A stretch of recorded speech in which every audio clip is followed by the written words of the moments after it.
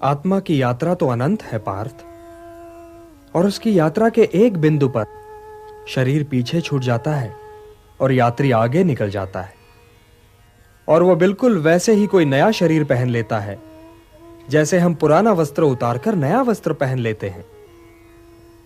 वासांसि जीर्णानि यथा विहाय नवानि गृह्णाति नरोपराणि तथा शरीराणि विहाय जीर्णानि अन्यानि संयाति नवानि देहि। हे पार्थ, विनाश तो आत्मा को छू ही नहीं सकता, तो फिर शोक कैसा? और किसके विनाश का? क्या वस्त्र के विनाश का? किंतु वस्त्र तो अमर नहीं होता, वो तो त्यागे जाने के लिए ही होता है। और आत्मा मरता नहीं, कभी नहीं मरता।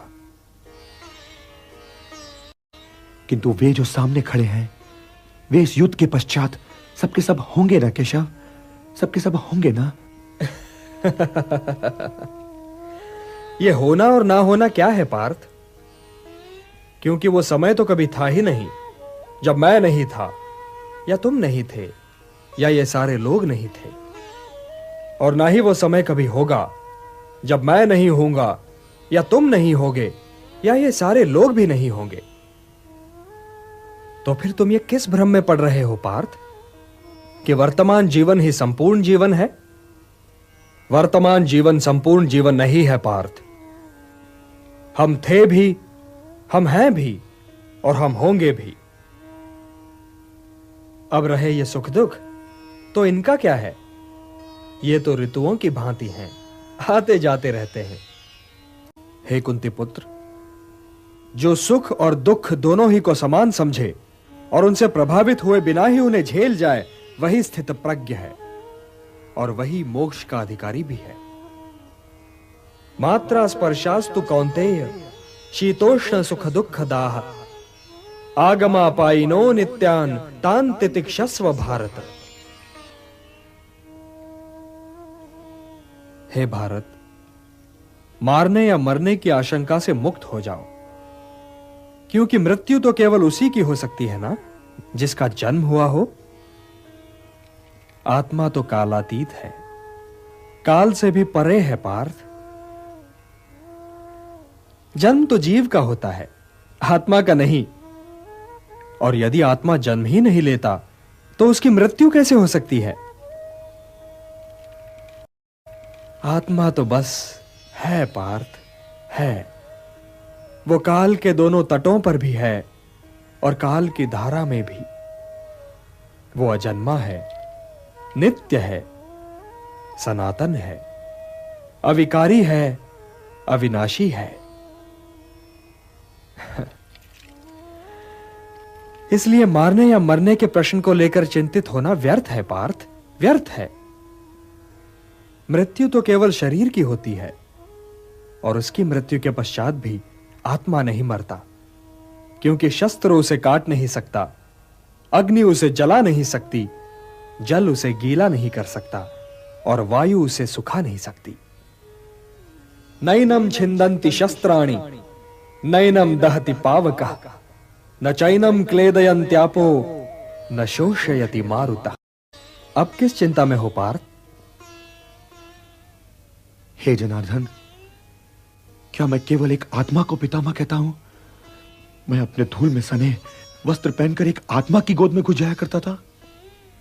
वो जो श्वेत वस्त्र वाले वृद्ध योद्धा सामने अपने रथ पे खड़े हैं, क्या केवल वो एक आत्मा है?